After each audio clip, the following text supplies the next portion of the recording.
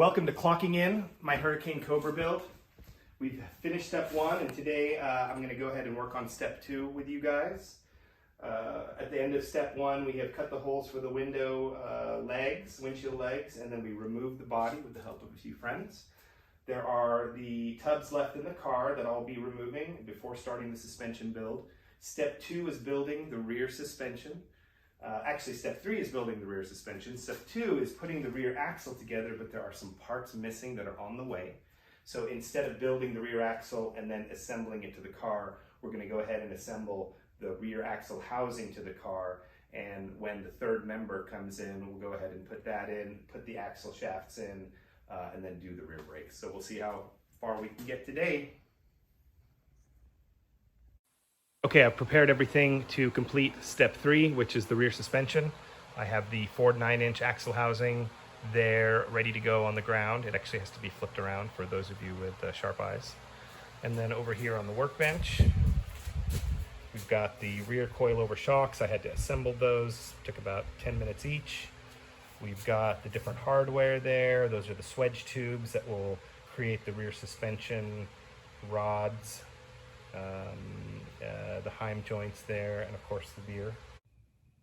Okay, we've mostly reached the end of the third step where we are installing the rear suspension. So you saw before those swedge tubes, which end up making the link suspension. So there you have the rear axle housing. This would be the trailing arm, so it keeps the axle housing from going backwards and forwards. And of course there's both sides. There's the other one over there. Then we have the hand hard rod, which is that rod that goes from there on the frame to there on the axle, and it keeps that axle from going back and forth, left and right, like that.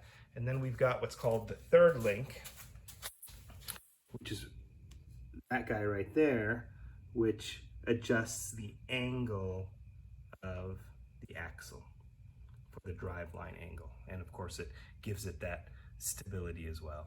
And then of course we put our assembled coilover shocks on there. As you can see, I've got some straps there. The way I did this was I took these tie straps, I pulled the axle up into the air before anything was attached to it, and so the axle was just hanging there, and then that allowed me, you know, the ease of adding every one of these links while the axle was supported in the air by the straps. So there you have step three, the rear suspension of the Hurricane Cobra. Time to clock out.